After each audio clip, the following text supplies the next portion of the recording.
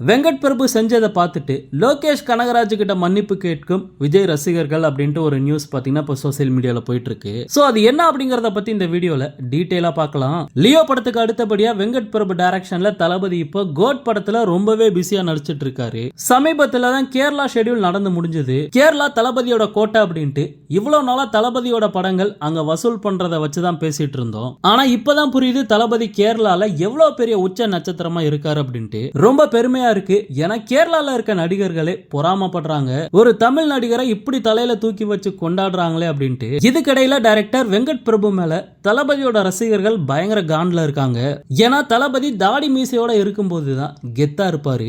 அதையும் எடுத்துட்டு ஹேர் ஸ்டைலையும் மாத்தி இவர் விஜய் தானா அப்படின்னு கேட்கிற அளவுக்கு வெங்கட் பிரபு பாத்தீங்கன்னா மாத்தி வச்சிருக்காரு. தளபதியை வித்தியாசமா காட்டுறங்கிற பேருல வெங்கட் பிரபு இப்படி சொதப்பி வச்சிருக்காரு அப்படின்ட்டு ரசிகர்கள் பயங்கர காண்ட்ல இருக்காங்க.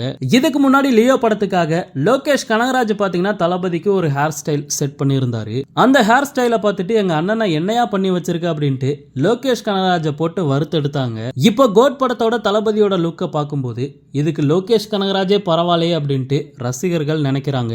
சோ லோகேஷை திட்டினதுக்கு சாரி ப்ரோ அப்படிங்கிற மாதிரிலாம் இப்போ போஸ்ட் போட்டுட்டு இருக்காங்க சோசியல் மீடியால.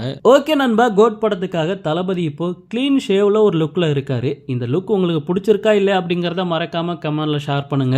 இந்த மாதிரி தளபதியோட எல்லா அப்டேட்டுமே மிஸ் பண்ணாம பார்க்கணும் அப்படின்னா நம்ம சேனலை சப்ஸ்கிரைப் பண்ணி சப்போர்ட் பண்ணுங்க. தேங்க்யூ.